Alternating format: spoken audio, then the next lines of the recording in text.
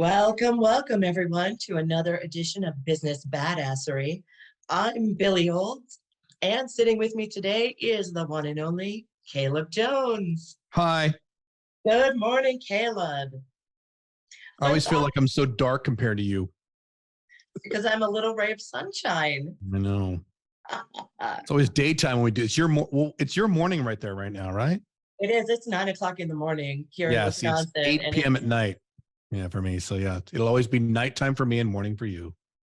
Until we're in Dubai together in a couple of months. That's right. Then we could just do this sitting down in a room. That'd be cool. That'll be nice. This remote crap. Yeah. It's always fun to hang out in real life. I'm looking forward to that and seeing some of our members. Yeah. But today, Caleb, I had a brainstorm and I thought maybe you and I could talk about the top 2 or 3 things that we see most business owners doing wrong. Now that can business owners never do things wrong. They do things right all the time. Certainly, I've never made a mistake or a misstep. You know what's funny? Neither one of us would make any money virtually over the past, whatever years I've been in business. If that were true, if business owners did everything right, you and I don't know what I would do. I wouldn't have a job. Yeah. So what comes to your mind first, Caleb? I know what springs into my mind. Mm-hmm. But what comes to you first as one of the biggest mistakes or missteps that business owners make?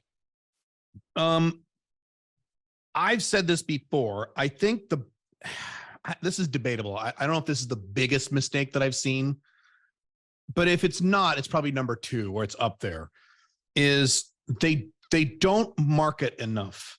And that's a general statement that takes many different forms.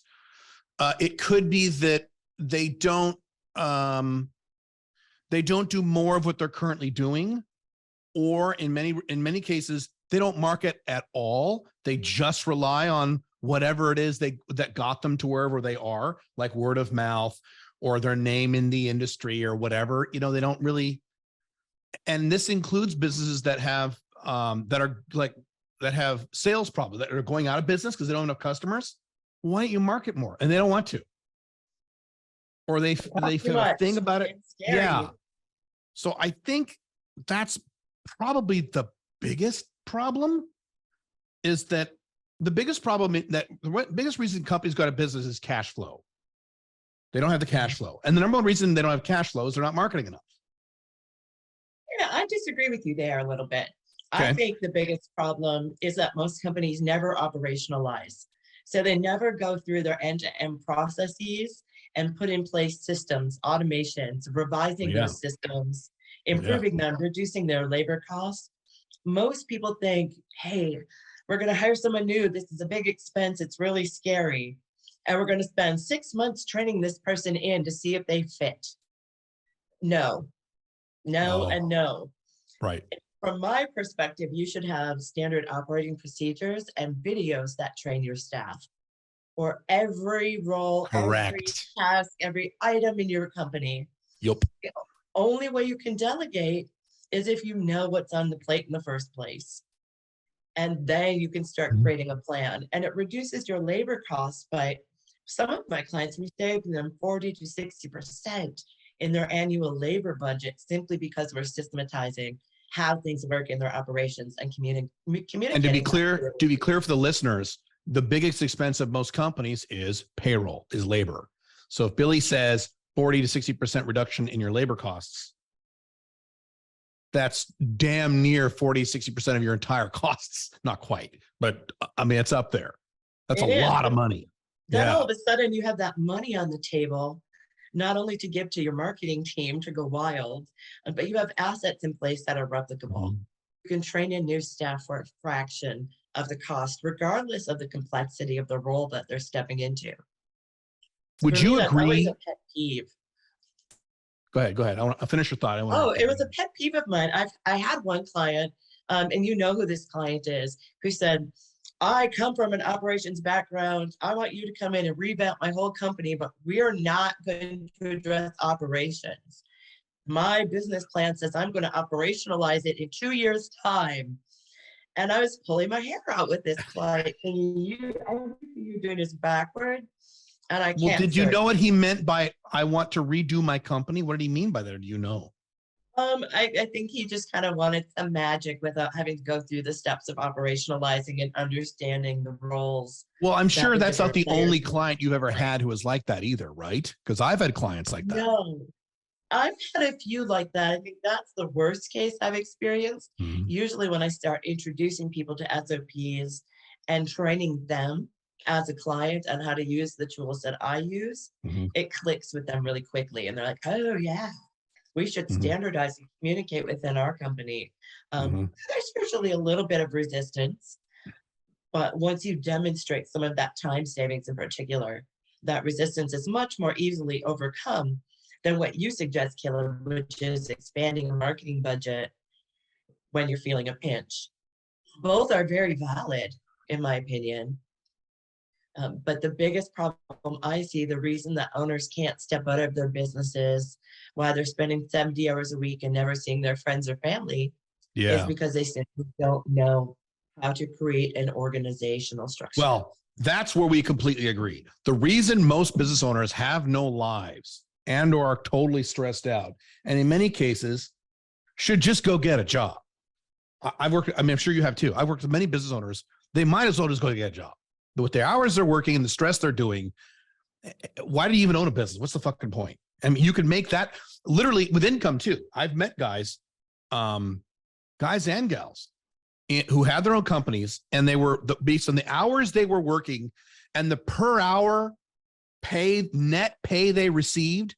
If you deduct all the expenses and all the BS, you might as well go get a job. You could probably make more money, get a good job, working your Yes. 60 hours a week and stressing out and being pissed off all the time. You might as well get a job. So the number one reason for that is exactly what you are saying. Absolutely. Is they don't, and my consulting practice is based in internal operations, just like yours, not just like yours, but similar to, it's in the same space. Totally agree.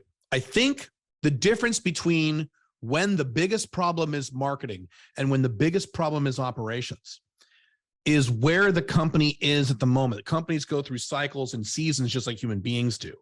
And there are times where you shouldn't expand.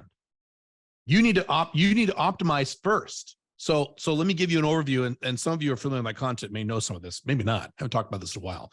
You have different, I talk about the different phases. So first you have the start of the launching phase, the startup phase, where you go from zero to some kind of income. Then you have the maintenance phase where you just kind of write it out. Then you have an optimization phase where you're doing what you're talking about. And then you have a scaling phase. You don't want to, and I've said this a lot, you don't want to scale a business until you get really organized with your operations. You want to get your operations done first, and then you scale. So there are companies who, I'm trying to think of specific examples. I have a few in my head. There are companies where they reach a stagnation point where they do need to expand. Mhm. And there are companies that have expanded too quickly and they need to operationalize. And there are companies that are new who spend a little too much time, especially if they're run by guys like me, nerdy INTJ guys like me, who spend too much time operationalizing when they're not even making any money yet. I've worked with startups and they're spending thousands of dollars on office expenses and office systems and office this and office that, and they're not making literally any money. Go make some money. So, and that should be your focus, then operationalize, then scale, something like that. I don't know exactly when those phases kick in, depends the company. So I think it depends on where the company is in terms of whether or not their biggest problem is operationalizing or scaling. Because I've seen companies that operationally were fine, but they needed to hire more salespeople. And I've seen more companies, so maybe you are right, more companies that had decent sales, but their operations were a mess. But the reason I've talked about why marketing is the most important function is because I've seen companies, most Fortune 500 companies like this, their operations are a goddamn mess, but they have so much market share. They market so much. They still make a profit in the year. Now they could be making many times their profit had they operationalized, but they're able to stay in business because they're marketing so much. The reverse is not true. I've never seen a business that had perfect operations and really shitty marketing and they were able to survive because they weren't making enough money. For me, it depends. I've seen both sides of that coin very readily. And I'm a good example of that, Caleb. You're out there, you're very public facing, but I've always been, the wizard behind the curtain who makes other people look good.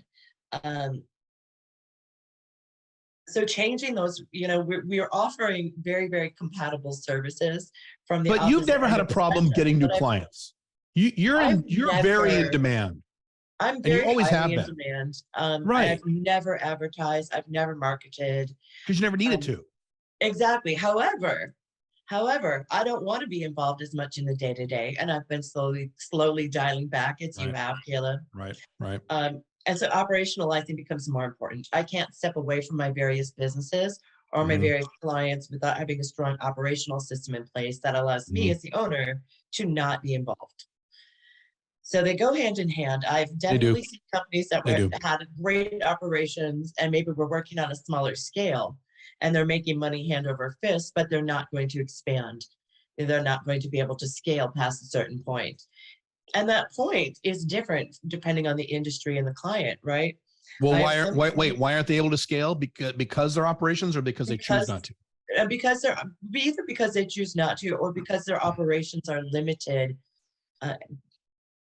by having not brought in additional staffing. Oh, okay. That's the trap a lot of entrepreneurs fall into is I just have to do it all myself. Yeah. Yes. And it certainly isn't the case.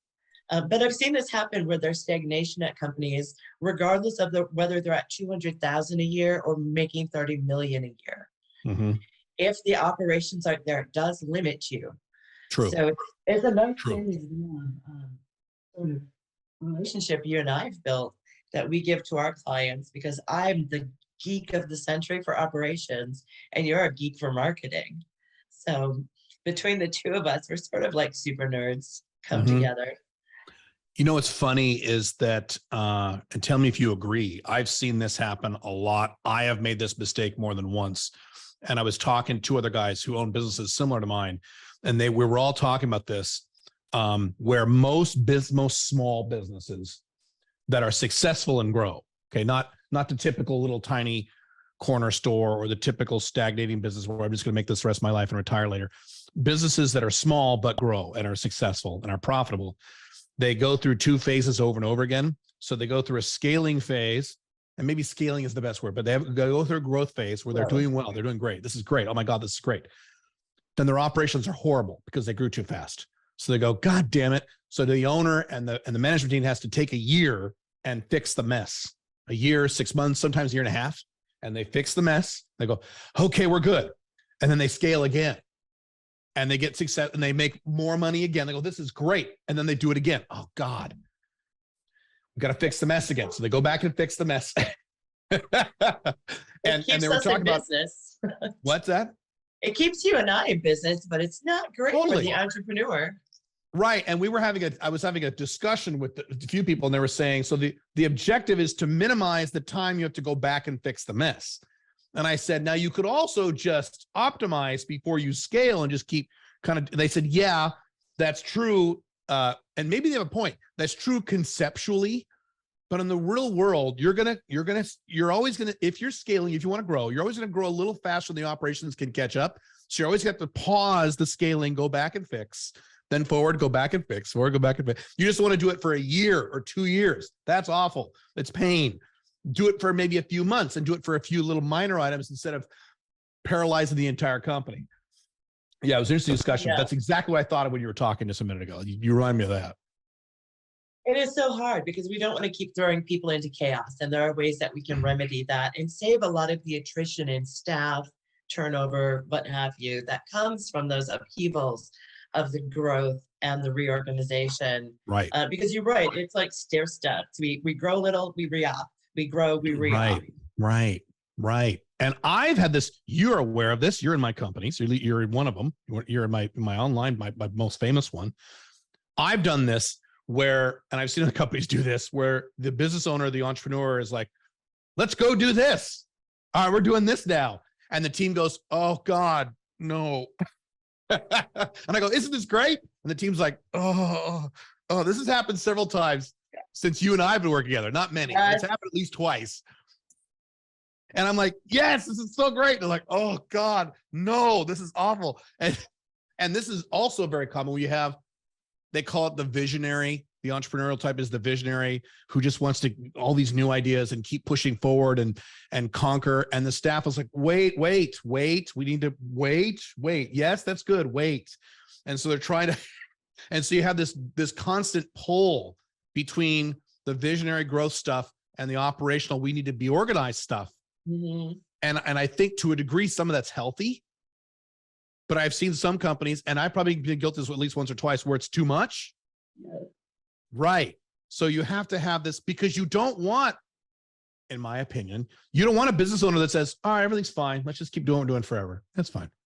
All right, we're totally organized now. Let's just keep doing, that's fine. You don't want that, in my opinion. I mean, I guess you could do that. I made that decision when I started working with you. That was the decision I made. Do I want to just say, this is fine, let's just ride this out? Or do you want to be a visionary and grow and expand and hit new markets and help more people or help more companies and things, right? So you do want this. So you don't want just this guy and no operational pull. You're going to have a fucking mess. And I've seen entrepreneurs who just implode because they do this. I've seen several. Good people too. Good, talented, intelligent, and they destroy their companies because they go and they don't have this aspect. They don't have the operational stuff. And then I've seen other companies on the other side where it's a milquetoast owner or even maybe a group of owners, and the operational people are in charge, and it just stagnates and nothing really happens. And the next recession that comes along, they get wiped out because they weren't dynamic, they weren't changing, they weren't growing with the times. Things. So you want both. Yeah, it's fascinating. It's a dynamic tug of war that needs to go on, and it's always more exciting to follow the visionary. It's much more exciting to, especially if you come from a sales or a marketing background, it's so much more fun to follow the visionary than it is to think about the operational side. Yeah. Oh, yeah. Especially when you're the business owner. Like, no, I have this awesome idea. I want to crank with it. Who the hell cares how we deliver? You guys can figure that out. And the point is, nah, we don't want to constantly be building the plane as we're flying it. That's a really hard position to put your staff. Yes. And that leads to loss and burnout. Right. So, but you do want to push that plane harder all the time. Yes. So both are true. Did you read Steve Jobs' autobiography? Oh, a million years ago. He's the ultimate example. He was a nightmare for his team. He was a nightmare. The guy was a nightmare. I listened to the audiobook just recently because I knew bits and pieces. I'm like, God, I thought I was bad. He was awful for this. He was constantly pushing everybody. And they're like, you can't do that. He goes, I don't care. Shut the fuck up. Do it or you're fired. And I remember he was talking about one of the Macintosh designs had like a wooden back. Mm-hmm. And he wanted a certain design. When he looked inside, there was like this railing in the back. He's like, remove that railing from the back. And the designer's like, no one sees that. It's inside. And we don't allow people to open Macintosh, it's not like PCs, so no one will see it. He goes, I don't care. Steve, do you understand? Do you know how many millions of dollars it'll cost to change? No one will see it. It's inside the unit. I don't care. It doesn't look good. And that's how he was. So, yeah, geez.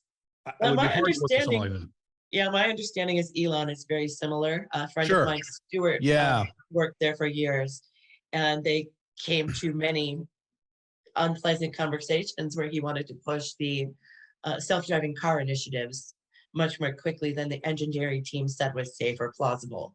So we see that dynamic playing out in all sorts of industries around us every day.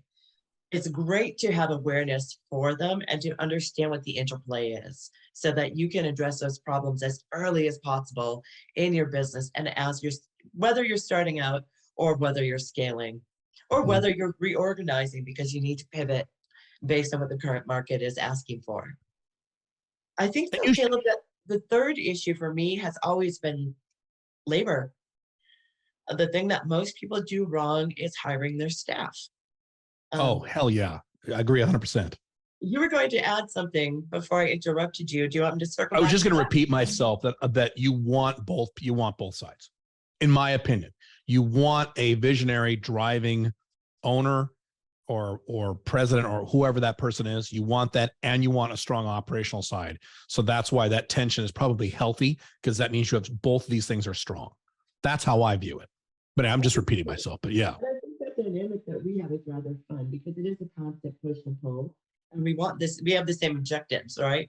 Grow, keep everyone happy in our outcome independent way. So keep them fulfilled in their careers with a path forward. But well, here's the thing. Here's the big but, and then we'll get to your thing, because I want to talk about hiring people. Both sides have to want the other side. So the entrepreneur has to really actually want smooth operations, because some of them don't, or don't give a shit. Mm-hmm. And the operational side have to really want to grow hard. And I've been in companies, I don't think this is true of our company, but I've been in companies where the operational side, they don't want to grow. Why is he doing this? We're fine. What the hell is he doing? They don't want to grow at all. So you want the tug war, but you want acknowledgement from both sides that both are important. Does that make sense? Absolutely. Yeah. True. I think that's the healthiest. I think so. I think you're right, Caleb. Because rarely have I fought you on the operational stuff, have I? Rarely have I really fought you. Right. Sometimes it bugs me, but I acknowledge I need to have this in order to grow. Exactly that. And when you were ready to take that step, you reached out. And the first thing you did was pull in ops, which was probably the smartest decision you could make so that you could be freed up to grow, not only the company, but your time specifically, so you could do your innovation work, which is so important. But I think you and I do something that I never really realized until the last few years was very unique. When we hire people and we hire freelancers, I don't have any W-2 staff. Caleb, I don't think you do either. Fuck no. Never. Ooh, I don't know about never, but freelancers. But here's the thing that we do differently. We invest in our freelancers. These are not, I don't think of a freelancer who's doing admin as a throwaway. Every single person that I hire for myself or my clients, and it doesn't matter what the role is. My goal is that that person can replace me or another key member of staff. So what I'm looking for is growth potential, willingness, desire to learn, people that are going to come into an interview and ask me questions and say, wait, I'm not sure about working for you. Let me interview you a little bit.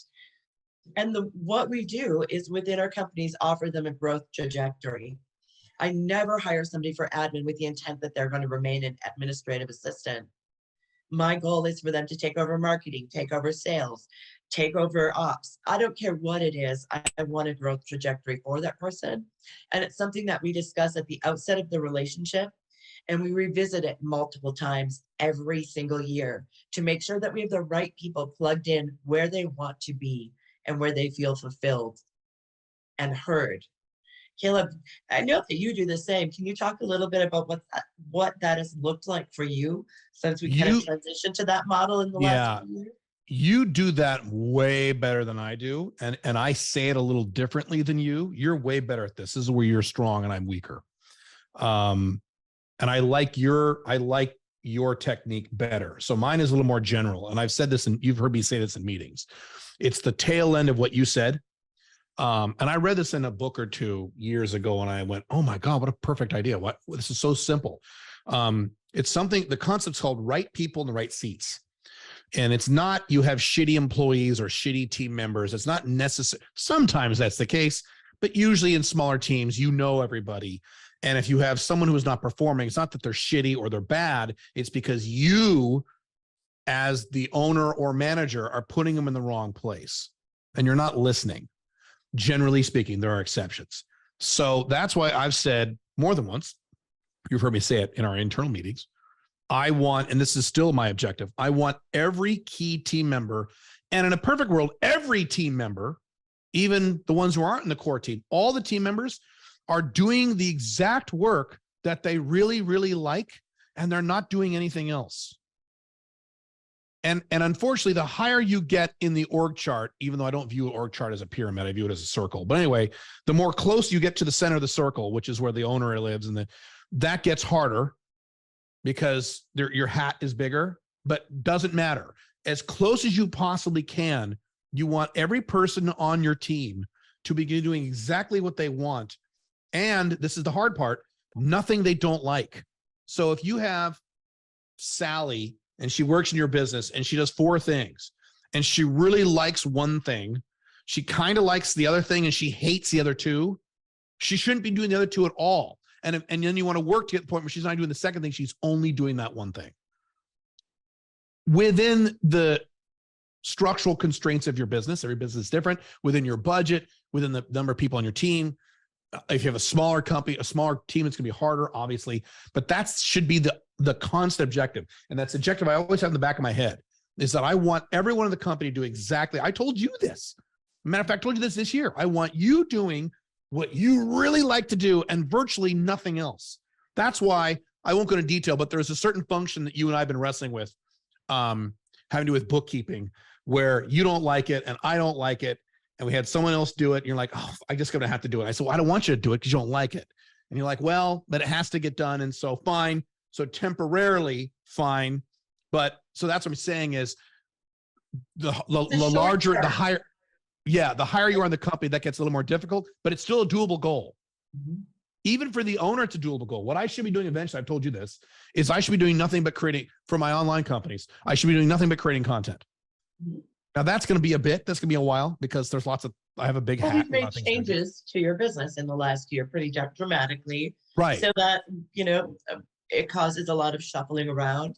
Our staff is shuffling into those new seats that have evolved within the company, et cetera. But it's a really fun time.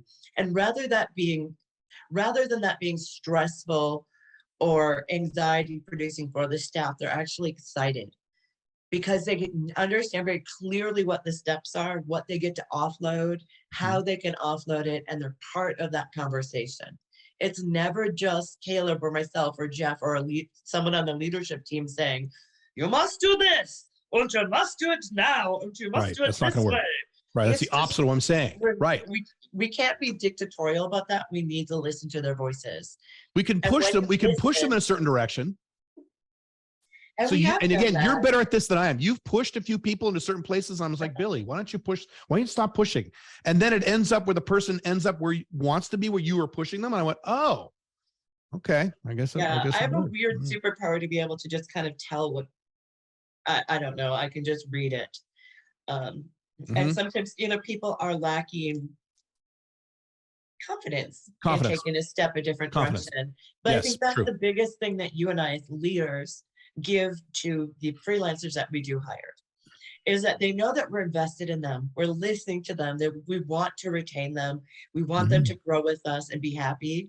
We understand that there's some shit work that all of us have to do that we prefer not, but we minimize it as much as humanly possible. As much as humanly possible, right. And we're constantly giving every single individual in the companies a chance to keep stepping upward as they choose. We'll push them gently sometimes. A good example would be Jeff, whom a lot of you have already met and some will meet soon as he'll be a guest on this podcast. But Jeff is a superstar.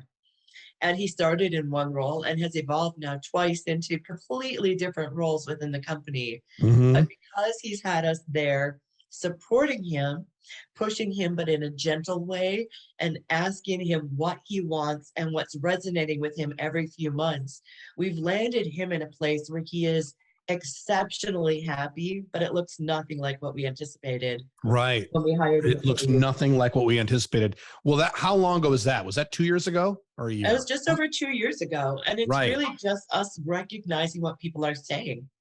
What a difference between 2 years ago and now. It's a radical difference, but it's exactly what you and I are talking about. He is doing what he likes. He wasn't sure if he was going to like it or not.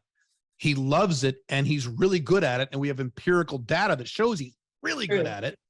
Right. So then good. And that's the model I want to replicate as much as we can throughout the entire company. And that's the model that everyone on the team should have. Everyone on your team should be doing exactly what they like and nothing else. So then the question becomes, well, what if they don't like anything? Well, then they should leave. That's when they should go. If there's nowhere you can slot them where they like it, because that happens too. It hasn't happened in this company. It's happened in my other companies. Sometimes you can't slot them anywhere and you have an honest conversation and say, well, for your best good, for your highest good, you should go work somewhere else. You're limited here because you don't like this. I've had that conversation with my own staff plenty of times because I'm mercenary about it. I need to get the best out of people, and the only way I can do that is if I have something that's right for them. Right. And they're doing themselves a disservice by staying. Yes. You're not hurting them. Often, not often. Well, often that is true. When you fire people after do something like that, you're doing, in most cases, you're doing them a service. It's not being an asshole. Breaking up your relationship. If you're in an unhealthy relationship and you're not fulfilled, right? What the hell are you doing then? Right. What are you getting out of that other than putting yourself through torture? And it's really often the same when it comes to changing your staffing or having to let someone go. Emotionally, it feels terrible. I hate doing it. Yeah. But the bottom line is that my emotions don't matter here. What matters is the way the rest of my staff works together. Correct. And that cohesion isn't broken by having some sort of an abscess or an illness in the group that's brought by one person's bad attitude. Now, you know what? We're not talking about hiring people. You want to talk about that?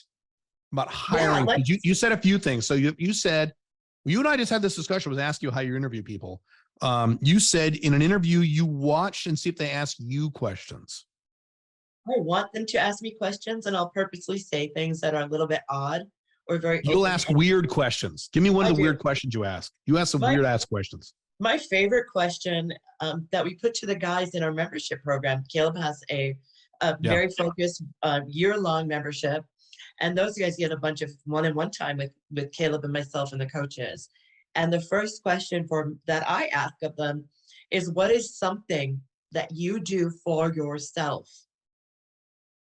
And the number of people who go, I've seen it happen because in the onboarding sessions, so those of you who don't know, on the onboarding sessions for this program, Billy will ask this question. And more often than not, the guys will go, you'll see this delay, like this misfire. And I saw it when you wrote out the questionnaire and you had that question. I thought that when I read it, I'm like, what the fuck is that? What the hell? And your point was, I want you to struggle and I want to leave the question very open-ended, because we get a lot of logical guys like me and they go, what do you mean? Well, you mean in terms of my fitness? You mean in terms of, and your answer is, it doesn't matter in terms of whatever you want. The question's whatever you want. I want to hear your answer. Yeah, exactly. That's interesting. It's very telling because you allow people then, I'm not directing you. You allow people to share their truth in a different way than if you were to say, hey, do you play any team sports? Oh yeah, what team do you play on the base? Or what position do you play on the baseball team? It's a completely different conversation when you open it up and they can say to you, this is what I do for myself because it's important. In my case, it's I take my dogs to the dog park like 4 days a week. That is something I completely selfishly do for myself so that my dogs and I can have a really fun time. And for me, that encompasses getting out of the house, exercising, interacting with other people and animals. There's a lot that happens in a trip to the dog park. The same as there is when you're reading your anime, if you're writing short fiction, whatever your interest or hobby is, there's a great deal of information that comes if you listen to what, give them a broad opening and then listen to what people give to you. So what's a bad answer to that question? I'm going to give you my guess answer. A bad answer, like, I watch TV. I hang around and smoke cigarettes and smoke weed and just chill. And let me ask you this question. This is my other favorite question. Okay. Oh God. Yep. You just won $500,000 and a month off of work. What are you doing with your money and time? Do I have to take a month off work? What are you doing? Oh, this is totally open-ended. Yeah. It's totally open-ended. Okay. $500,000. Yeah, I can tell you exactly what I would do with that. I would take 2 weeks off and I would go somewhere. I'd probably go to Europe for 2 weeks with my wife. And the latter 2 weeks I would work, but I would work just a few hours a day on the exact projects that I wanted to work on that I felt I haven't been getting around to. And then I would take the $500,000 and I would put half of that back into my companies for Mark to scale my business. The other 250, I would take maybe 40 or 50,000 of that. Let maybe say 40, and I give it to my wife as a gift, and she would be And then I would take the latter, the 200,000 remaining, I'd put in my investments. That, friends, that's what I consider a good answer. A bad answer? Yeah, what's a bad answer? I'd go down to Mexico for a month and drink with all my buddies. Or, I'd lay on a beach somewhere. I would sit and do this. I would do nothing. These are horrible answers because I want people who have a similar personality to myself in that they're driven to something. I don't care if that's making a model aircraft in your basement, whether that's, baking cookies to hand out to passers. I don't care what it is, but I want to see that there's something within you that drives you. So I give you the opportunity to show me if you're driven or not. So write down that question, write down these 2 questions next time you interview people, folks. What is the one thing you do for yourself? And you just won $500,000 tax-free and a month off. What do you do? And then shut up. Just like Billy said, you did something very clever. I said, well, wait a minute. Now I have my own business. What is that? What exactly does it work? Do I have to take a month off? And you kind of went, you were completely non-directive because you wanted to see what I was going to say. Right? Is that right? That's exactly it. Right. And so if they ask you a question, just put it back in their plate. Don't say anything and let them talk and see what they say. That's really good. And now Billy gave you an example of good answers and bad answers. Yes. And it's not that we want to put them on the spot or make them uncomfortable. I think that if you go into it with a really open attitude when you're asking these questions. Even though you will make them uncomfortable. Those are uncomfortable questions. So a little uncomfortable, it's good. A little bit uncomfortable, but they're searching. And these are questions that people aren't typically asked. Attitude is usually 70% of job performance. Oh, absolutely. Shit, if not more. Yeah. So I can train a skill regardless of how intense that skill is. We can find training for skills and bring your skills up to speed. But if you don't have an attitude that's stellar and is up here, you're never going to have a place on our team. Right.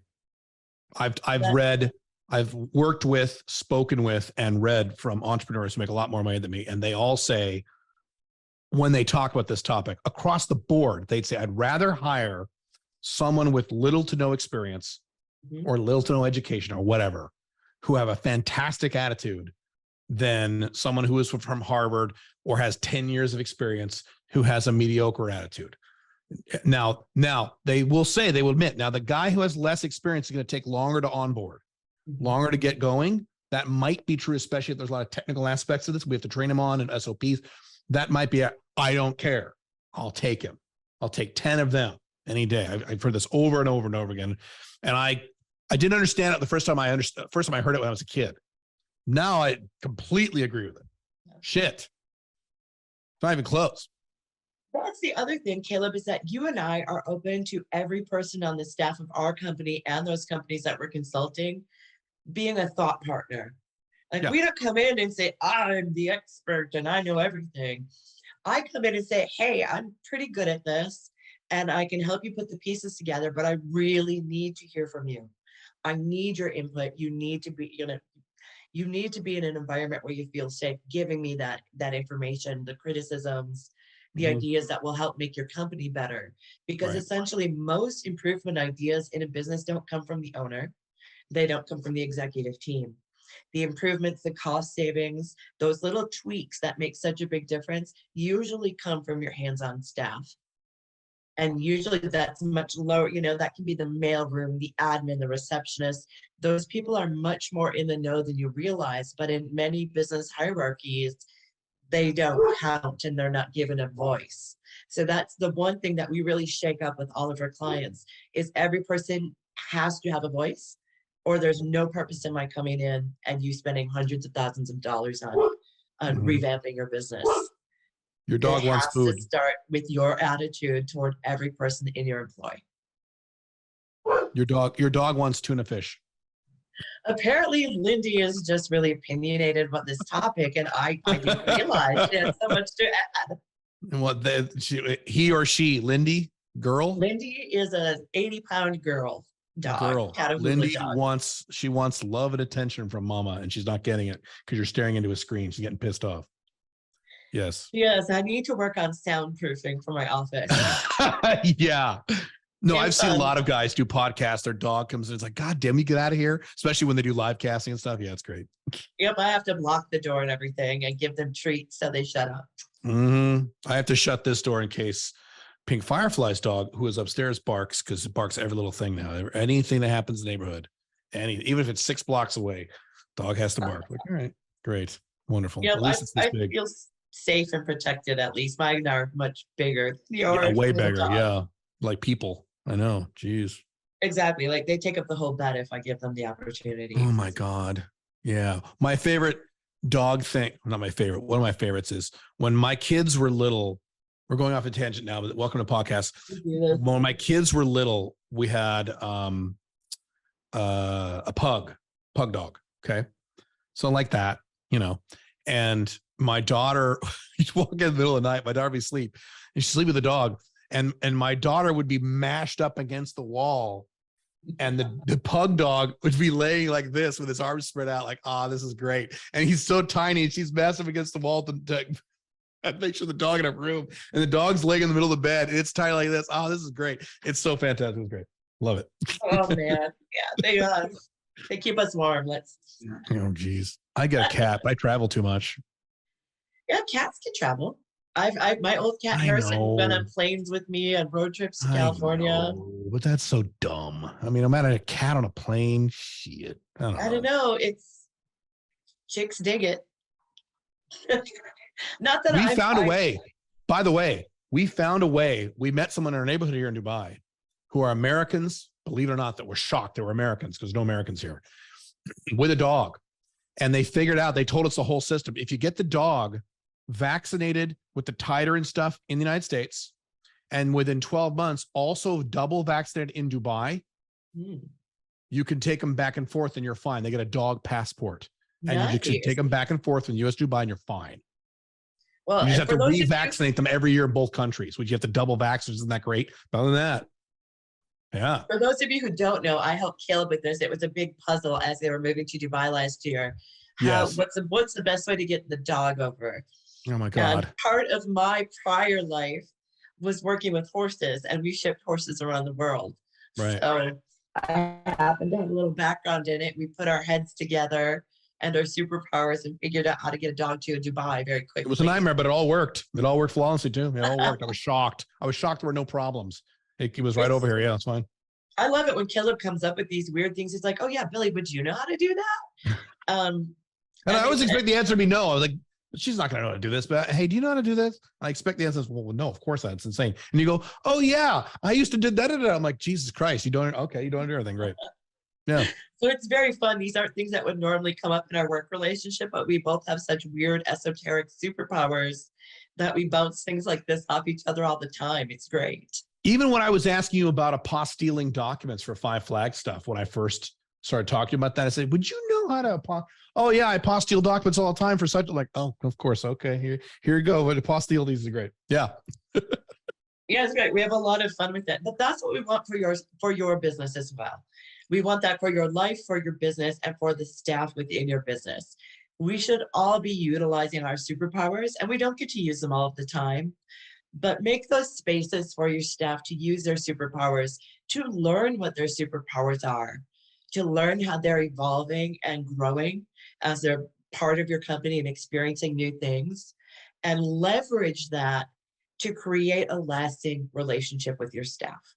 And everyone on your team, when you said superpower, every person on your team, regardless of what they're doing, has at least one. Sometimes they have 2 or 3. Usually they have at least one. And it may not be the one that they're using to help make you money in your business. And sometimes, to Billy's point, they don't have the confidence to say what it is. You got to pull it out of them. And sometimes the nicer they are, the harder it is to pull it out of them. We have someone on our team and she's wonderful, but she's so nice. When I say, what do you want to do? Oh, I'm fine doing what? No, what do you really? So sometimes when they're really sweethearts, you got to really pull it out because they always have 1 or sometimes 2. So it's your job to figure out what this is, even if they don't know what it is or they're not willing to discuss it, and then put them where that makes sense. Yeah. Yes. And the other thing is that at the end of the day, when you're hiring freelancers, W-2 employees, at the end of the day, all we give them is money. Think about that. You are working as a business owner to create a lifestyle for yourself. All we give our staff is money, and we expect from them allegiance and longevity of career. These are all the expectations that we put out into the ethos when we're hiring someone. What I'd really encourage everyone to put out into the ethos is help me find people who want to grow with me. I don't need to find the perfect person. I need to find people who are not afraid to make mistakes, who are not afraid of making a suggestion that might not be taken, and who are able to wear different hats or multiple hats. When you open space that way for your team, they will step into it with great enthusiasm. And I can say I've now been working with Caleb for 4.5 years. I've put most of his staff in place over the last few years, and we have lost one person, one graphic designer of our series of, we have several graphic designers. We had one person who's left us.